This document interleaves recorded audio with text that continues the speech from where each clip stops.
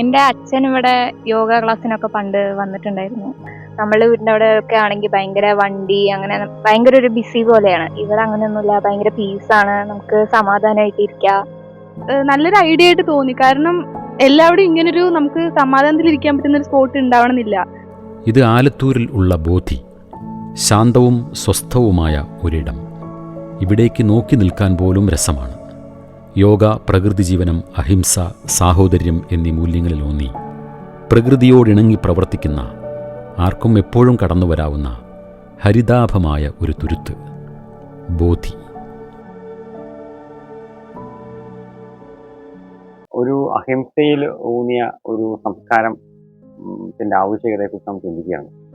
അപ്പോൾ അങ്ങനെയാണെങ്കിൽ ഒരു മനുഷ്യന് അഹിംസയിൽ ഊന്നിയ ഒരു സംസ്കാരം വരേണ്ട ഒരു ട്രാൻസ്ഫോർമേറ്റീവ് ടൂൾ, മനുഷ്യനെ മാറ്റാൻ പറ്റുന്ന ഉപാധികളെ കുറിച്ച് നമ്മൾ ചിന്തിക്കുമ്പോൾ നമ്മുടെ മുമ്പിൽ പ്രത്യക്ഷത്തിൽ വന്ന ഒരാശയം യോഗയാണ്. രണ്ടാമതൊരാശയം പ്രകൃതി ജീവനമാണ് ചിന്തിക്കുന്നത്.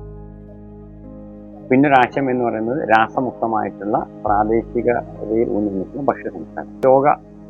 ആളുകൾക്ക് യോഗ പഠിക്കാനായിട്ട് വരാം, ഇവിടെ താമസിച്ച് യോഗ പഠിക്കാനായിട്ട് വരാം, നല്ല ഭക്ഷണം പരിചയപ്പെടാനും അത് പാചകം ചെയ്യാനും അതുപോലെ തന്നെ കഴിച്ച് അത് യോഗയും നല്ല ഭക്ഷണത്തോട് ചേർന്നിരുന്ന് അത് എക്സ്പീരിയൻസ് ചെയ്യാനും വരാം.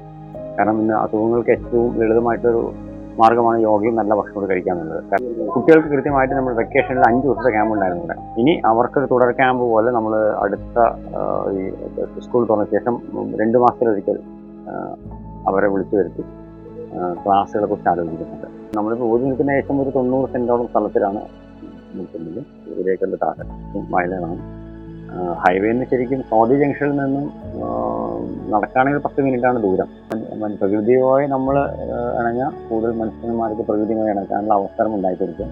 സ്വസ്ഥമായും ശാന്തമായും ആളുകൾ വന്നിരിക്കുന്നതിൽ നമുക്ക് വളരെ സന്തോഷമുണ്ട്.